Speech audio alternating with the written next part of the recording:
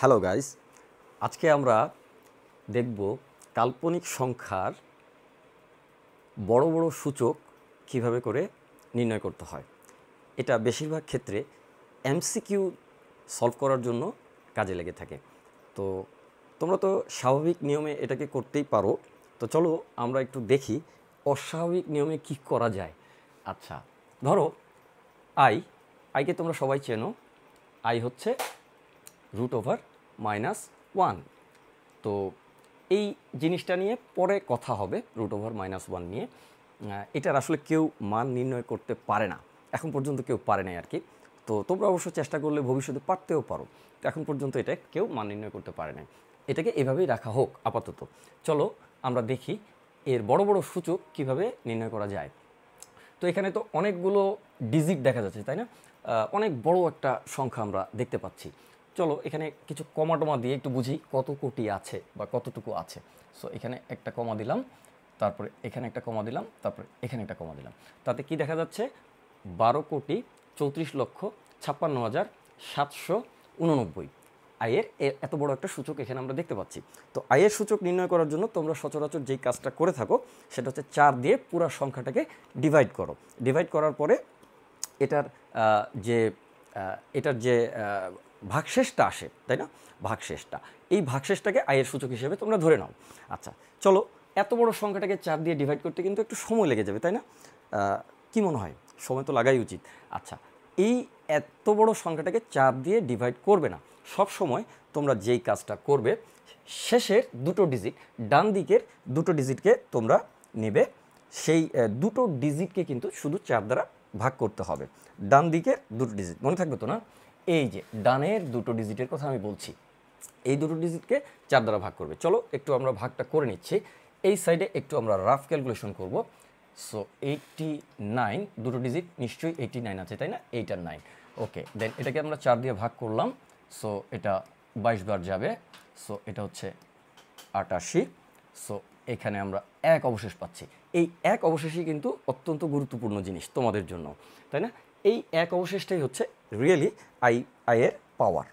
এখানে রিয়েলি আয়ের পাওয়ারটা হচ্ছে এই 1। তো গোটা পৃথিবীটার উপরে যদি 1 পাওয়ার দেওয়া হয় তাহলে ওই পৃথিবীটাই থাকে, তাই তো? তো পৃথিবীতে যার উপরেই 1 পাওয়ার দিবে বা 1 সূচক হিসেবে আসবে, সেটা কিন্তু সেটাই থাকবে। তাহলে কি হলো?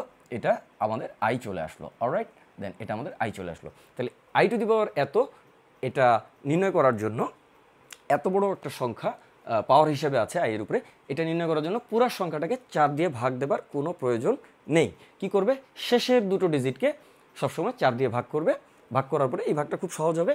ভাগ করার পরেই যে অবশিষ্ট থাকবে সেটাকে পাওয়ার হিসেবে দিয়ে দিবে। এই স্থলে একটু তোমাদের সাথে বলে রাখি, যদিও তোমরা জিনিসটা জানো, সেই জানার বিষয়টা হচ্ছে এই পাশে আমরা একটু আবার আলোচনা করব।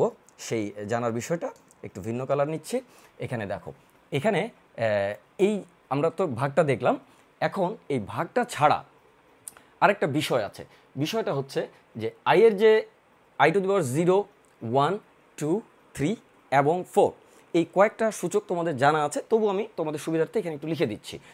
সেটা হচ্ছে I⁻0, যে কোনো জিনিসের উপরে 0 পাওয়ার দিলে, গোটা পৃথিবীটার উপরে যদি তুমি 0 একটা পাওয়ার বসায় দাও, তাহলে এটা কি আসবে? এটা একটা 1 হবে। সো I⁻1, এটা আসবে হচ্ছে I, আর I⁻², এটা আসবে হচ্ছে -1। এটা তোমরা জানো কীভাবে নির্ণয় করতে, সেটাও জানো। আচ্ছা, আর এখানে হচ্ছে I³। সো এটা আসবে হচ্ছে -I। এরপরে এই যে 1I, -1, -I, এইভাবে সুরে সুরে মনে রাখবে, তাহলে সহজে মনে থাকবে আর কি। এরপরে যেটা আসতেছে সেটা হচ্ছে I⁻4, it will repeat the values. Okay, এটা আবার ওই ভ্যালুগুলো চলে আসা শুরু করবে, 1I, -1, -I। সো আমাদের এই কয়েকটা উপরের চারটাকে আমাদের খুব ভালোভাবে নখদর্পণে রাখতে হবে, যে যদি 1 অবশেষ আসে, আর এখানে হচ্ছে যদি জিরো অবশেষ আসে, অর্থাৎ কি নিঃশেষে বিভাজ্য হয়, তাই না? আর যদি 1 অবশেষ আসে, আর যদি 2 অবশেষ আসে, আর যদি 3 অবশেষ আসে, যেইটা অবশেষ আসবে, যদি 0 আসে অর্থাৎ নিঃশেষে বিভাজ্য হয়, তাহলে 1 হবে। আর যদি 1 অবশেষ আসে, তাহলে কি হবে? এটা I হবে। আর যদি স্কোয়ার অবশেষ আসে, তাহলে -1 হবে। আর যদি কিউব অবশেষ আসে বা 3 অবশেষ আসে, তাহলে -I হবে। এটা হচ্ছে তোমাদের জানা আছে। চলো আমরা আরেকটা করে দেখি, সিমিলার আরেকটা আমরা ট্রায়াল দিয়ে দেখি যে আমরা জিনিসটা কতটুকু বুঝলাম। এবার আমরা একটু আসবো হচ্ছে আচ্ছা একটু ঋণাত্মক সংখ্যায় আসি, তাই না? সো নিলাম মাইনাস, মানে সূচকটা ঋণাত্মক দিব আর কি, মাইনাস। সো আগেরটাই দিই 1 2 3 4 5 6 7 8 8, দুইবার 8 লিখলাম। তো এটা কেন লিখেছি, আগের সংখ্যাটা এখানে 9 ছিল, এখানে 8 দিলাম। ওকে ফাইন, এইবারও আমরা শেষের দুটো ডিজিট নিয়ে কাজ করব, but the problem is somewhere else. কোথায় প্রবলেমটা? প্রবলেমটা হচ্ছে এবার এখানে একটা নেগেটিভ চিহ্ন দেখা যাচ্ছে, রাইট? সো এই নেগেটিভ চিহ্নটার একটা ব্যবস্থা তো করতে হবে নাকি? চলো কি ব্যবস্থা করা যায় একটু দেখি। এইখানে প্রথমেই যে জিনিসটা খেয়াল করতে হবে যে যদি আয়ের উপরে ধনাত্মক সূচক থাকে, পূর্ণসাংখ্যিক সূচক অবশ্যই যদি থাকে, তাহলে তো টেনশন নাই, যেই পদ্ধতিতে উপরে সাদা রঙে করা আছে সেইভাবে করবে। আর যদি দেখো যে না ঋণাত্মক সূচক আছে, তখন তোমাকে লাস্টের ডিজিটটার দিকে একটু নজর দিতে হবে। কি নজর দিবে? এই ডিজিটটা কি জোড় নাকি বিজোড়? 8 নিশ্চয়ই বিজোড় না, তাই না? আমরা তো এইটুকু অন্তত বুঝি। তাহলে এটা হচ্ছে জোড়। তাহলে যদি জোড় থাকে তাহলে এই মাইনাস সাইনটাকে গিলে খেয়ে ফেলতে হবে। কী করতে হবে? গিলে খেয়ে ফেলতে হবে, বাদ, মাইনাস সাইন থাকবে না। সো উই ক্যান রিরাইট, মানে আমরা পুনরায় এটাকে এইভাবেই লিখবো, শুধু মাইনাস সাইনটা ছাড়া লিখতে পারবো। হ্যাঁ, অবশ্যই তুমি এমসিকিউ করার সময় এই পুরো সংখ্যাটা আরেকবার নাও লিখতে পারো, তুমি একটু ফাস্ট যদি হও ক্যালকুলেশনে, নো প্রবলেম। সো চলো আমরা এটাকে জাস্ট মাইনাস সাইনটাকে গিলে খেয়ে ফেলবে, কারণ পরে আসছি। আচ্ছা, কারণ নিয়ে পরে কথা বলবো আর কি লাস্টের দিকে। আচ্ছা চলো, এবার এই সংখ্যাটাকে কি করবে? মাইনাস সাইনটা তো গিলে খেয়ে ফেলেছো, এবার এই যে 88 আছে এটাকে আবার আগের মতো করে রাফ করে নিবে। সো আমি ইয়েলো কালারের রাফটা ইয়েলো কালারে ওই পাশে করে দিচ্ছি রাফটা। So we have the rough calculation here. So 88 আমরা যদি এটাকে কি করি, 4 দিয়ে ভাগ করি, সো উইল গেট 0 রিমাইন্ডার, তাই না? তার মানে কি নিঃশেষে বিভাজ্য হয়েছে। যেহেতু নিঃশেষে বিভাজ্য হয়েছে, তো এই জিরোটা কোথায় আছে? এই জায়গায় আছে, তাই না? এই যে i⁻0 = 1। সো তুমি কি করবে? এই সূচকটাকে এইখানে ধরবে, এর মানে হচ্ছে i⁻0, আর it will become 1 finally. Alright, then আমরা তাহলে বুঝতে পারলাম যে এত বড় একটা সূচক আমার হাতে ক্যালকুলেটর নাও থাকতে পারে। অনেক সময় আমি হয়তো ইঞ্জিনিয়ারিং ভর্তি পরীক্ষা দিতে গিয়েছি অথবা ভার্সিটি ভর্তি পরীক্ষা দিতে গিয়েছি, আমাকে ক্যালকুলেটর দেওয়া হচ্ছে না। সো সেই ক্ষেত্রে আমার জন্য কিন্তু বিষয়টা একটু কাম্বারসাম মনে হতে পারে, কিন্তু এইভাবে যদি তুমি করো আমি আশা করি যে এটাতে সমস্যা হওয়ার কিছু নেই। আচ্ছা চলো, এরপরে আমরা আরেকটা প্রবলেম সলভ করতে চাইবো। আরেকটা প্রবলেম আমরা সলভ করব, সেটা হচ্ছে আমরা যদি একটু আসি। সো এবার আমরা একটু আসবো আরেকটা প্রবলেম নিচ্ছি, i⁻1 2 3 4 5 6 7 and 8 and 9। Okay fine, দেন এইবার কি আছে? মাইনাস আছে আগের মতোই, কিন্তু উপরে কি আছে? একটা আমরা দেখতে পাচ্ছি হলো একটা 9 দেখা যাচ্ছে। 9টা কি? নিশ্চয়ই বিজোড় সংখ্যা বা odd number. Am I right? So of course I am right, তাই না? সো এইবার আমরা একটু যদি আসি, আমরা এখানে দেখতে চাচ্ছি যে যদি লাস্টে 9 থাকে তাহলে এই সামনের এক্সপোনেন্টের সামনে বা সূচকের সামনে যে মাইনাস চিহ্নটা আছে সেটাকে আয়ের সামনে দিয়ে দিতে হবে। সো দিলাম, প্রথমে বড় করে মাইনাসটা দিয়ে দিলাম, এই তারপরে হচ্ছে 1 2 3 4 5 6 7 8 9 অফকোর্স। দেন কি করতে হবে? আবার আগের মতো করে আগেরটাতে কি ছিল দেখো তো, এই যে এই সংখ্যাটাই কিন্তু আসছে, তাই না?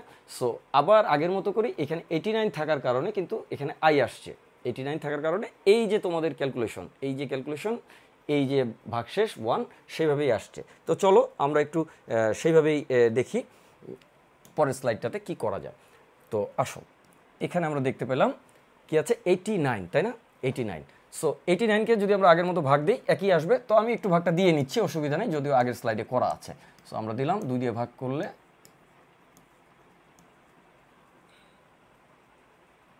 এখানে 88। সো 1 রিমাইন্ডার ইজ 1, বা ভাগশেষটা হচ্ছে 1। সো এই রিমাইন্ডারটা কি হবে? এই আয়ের উপরে চলে যাবে, তাই না? যেটা আগের পেজেই তোমরা দেখেছো।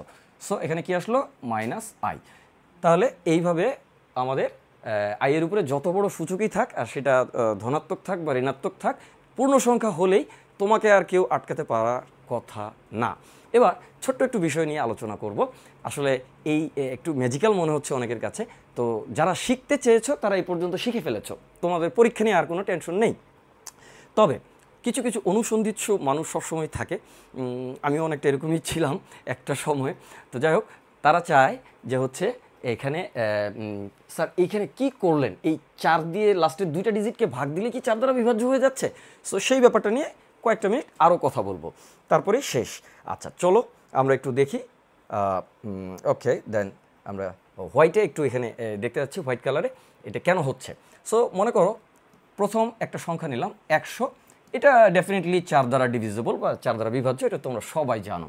তো 4 25-এ বোধহয় 100 হয় নাকি, মানে 100-র ভিতরে 25 4 বার আছে, বা 4 25 বার আছে, তাই তো, যদি আমি ভুল না করে থাকি। সো এখানে রিমাইন্ডার 0 হচ্ছে। আচ্ছা এখন 4 দিয়ে যদি আমি 200-কে ভাগ দিই, সো 200-কে ভাগ দেওয়ার অর্থ হচ্ছে কী হলো, আমি 4 দিয়ে 200-কে ভাগ দিলে 4, এটা হলো 25 দুগুণে 50, 4 50-এ হলো 200, তাই না? তার মানে আমরা কি বলতে পারবো, 4 200-র ভিতরে 50 বার আছে, তাই তো, 50 বার আছে। আচ্ছা তাহলে এখন আমি যত শ নিব তত শর ভিতরে অবশ্যই 4 নির্দিষ্ট সংখ্যক গুণিতক বার থাকবে, অর্থাৎ 25-এর গুণিতক হারে থাকবে। দেখা যাক 25, এই যে 25-এর দ্বিগুণ হলো এখানে, যেহেতু এখানে 100 দ্বিগুণ হয়েছে। সো আমরা যদি আরেকটু সামনে যাই তাহলে কি দেখব, সাপোজ 300 নিলাম, 300 এই 300, তো 300-কে কী হবে, 75 বার হবে, তাই না, 75 বার। সো 75 বার আমরা নিলাম। ওকে ফাইন, তাহলে 300-র ভিতরে 4 আছে 75 বার। সো এইভাবে দেখো 25-এর এটাকে দ্বিগুণ করার ফলে এখানে 25-এর দ্বিগুণ হচ্ছে, আর এটাকে 3 গুণ করার ফলে 25-এর 3 গুণ হচ্ছে, তার মানে 25-এর গুণিতকই তো আসতে থাকবে, তাই তো।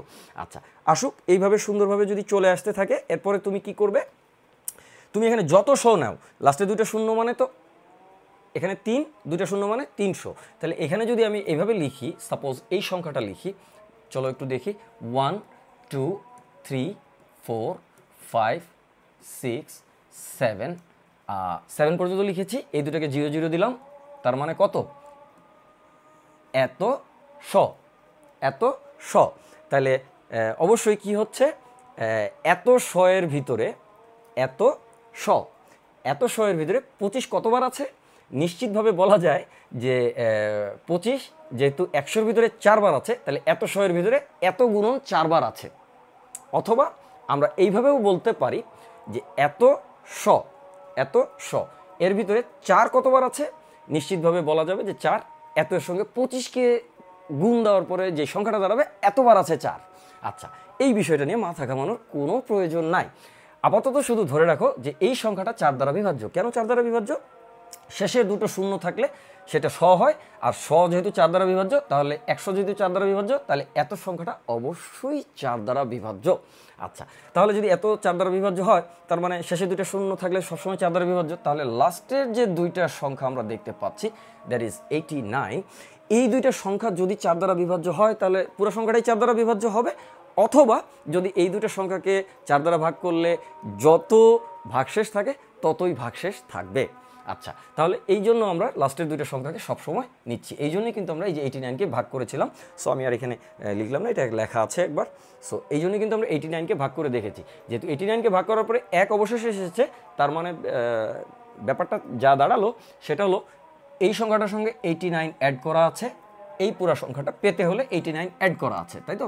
সো 1 2 3 4 5 6 7 8 এবং 9, তাহলে কি হলো, এই 8 এবং এই 9, সো 8 এবং 9 উপরেটা তো 4 দ্বারা বিভাজ্য, আর এটা 4 দ্বারা ভাগ করলে 1 অবশেষ থাকে, তার মানে এই 2টা সংখ্যার যোগফলটাকে 4 দ্বারা ভাগ করলে 1 অবশেষ থাকে। Am I right or wrong, তোমরা কমেন্ট করে জানাবে নিশ্চয়ই। আচ্ছা এই হলো 4 দ্বারা ভাগ করার রহস্যটা। আরেকটা রহস্য, ছোট্ট একটা রহস্য আছে, সেটা আমি একটা আলাদা স্লাইডে বলবো। এই মাইনাসের রহস্যটা, এই মাইনাস বেটা এইখান থেকে এখানে কিভাবে চলে আসলো, সেটা নিয়ে আরেকটু সময় নিব, কয়েকটা মিনিট, আমি পরের স্লাইডটাতে একটু যাচ্ছি। সো এটা দেখো, in fact I to the power -1 is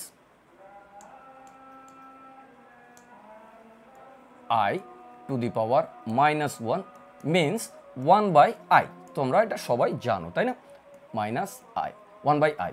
so এটাকে আমরা লিখতে পারি উপরে এবং নিচে একটা আই দ্বারা গুণ করলাম, সো উপরে আই থাকলো, নিচে আই স্কোয়ার হলো। সো আমরা যেহেতু আগের একটা স্লাইডে দেখেছি যে আই স্কোয়ার সমান -1 উই নো সোফা, দেন আমরা আসছি কারেন্ট স্লাইডে চলে আসলাম। সো আমাদের কি হচ্ছে, এখানে আমরা দেখতে পাচ্ছি যে এই আই স্কোয়ার হচ্ছে -1, সো উপরে থাকতেছে আই, এখানে কি হলো তাহলে -i হলো। দেখো তো সবাই, এই যে উপরে সূচকের মধ্যে -1 পাওয়ারটা ছিল, এই -1টা কিন্তু সূচক থেকে নেমে আই এর সঙ্গে গুণিতক আকারে চলে আসলো। সো গুণিতক আকারে চলে আসলো, তার মানে এই মাইনাসটা সবসময় উপরে পাওয়ার মাইনাস থাকলে এই মাইনাসটার সামনে গুণ হয়ে চলে আসে।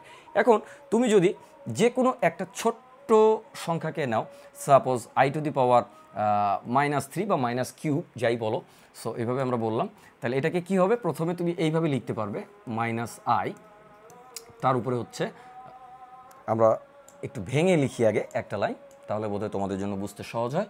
এখানে হচ্ছে প্রথমে আই লিখলাম, i⁻1, সূচকের নিয়ম, স্বাভাবিক সূচকের নিয়মে আমরা একটু বোঝার চেষ্টা করছি ব্যাপারটা। সো এই যে -1টা আসলো, -1টা সামনে চলে আসলো, সো -i চলে আসলো আর উপরে কিউব থাকলো।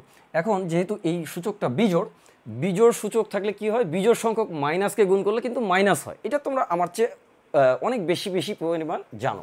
সো আমরা কি করব, আমরা এই মাইনাসটাকে সামনে দিয়ে দিব এবং এখানে i³ লিখব। এই কারণটার জন্যই কিন্তু আমাদের আমরা যেটা দেখেছিলাম সেটা হচ্ছে এই স্লাইডটাতে আমরা মাইনাসটাকে জাস্ট গিলে খেয়ে ফেলেছি। কারণটা হচ্ছে সামনে একটা মাইনাস ছিল বটে, কিন্তু সংখ্যাটা জোড় হওয়ার কারণে জোড় সংখ্যক মাইনাস গুণ করে প্লাস হয়ে গিয়েছিল। আর পরের স্লাইডটায় আমরা যেটা দেখেছি সেটা হচ্ছে সামনে একটা মাইনাস ছিল বটে, কিন্তু সেই মাইনাসটার উপরে বিজোড় সংখ্যক পাওয়ার বিজোড় সূচক থাকার কারণে, মাইনাস সংখ্যাটার উপরে বিজোড় সূচক থাকার কারণে হচ্ছে এই মাইনাসটা রিমেইন করে গেছে, কারণ বিজোড় সংখ্যক মাইনাস গুণ করলে তো মাইনাস হয় নাকি। আচ্ছা, সেটা তো আমরা জানি। তো এই কারণে কিন্তু এটা হচ্ছে, সো কারণটাও আমরা দেখে নিলাম, এখানে এই কারণে এটা আসলো। এরপরে আমরা এই মাইনাসটাকে কিপ করলাম, আর এই i³ হচ্ছে আবার -i, আমরা স্লাইডে দেখেছি -i, সো ওই মোতাবেক এটা হচ্ছে। এবং এই জন্যই কিন্তু এই যে মাইনাসের যে গেমটা, এই মাইনাসের গেমটা কিন্তু এখানেই আমরা স্পষ্ট বুঝতে পারছি যে মাইনাসটা কেন কখন সামনে আসে, কখন সামনে আসে না। দেখো এই মাইনাসটা কিন্তু এই যে সামনে চলে এসছে, আর এই কিউবটা কিন্তু আই এর উপরে পড়েছে, i³ মানে -i, এই যে -iটা চলে আসছে। Alright, thank you very much.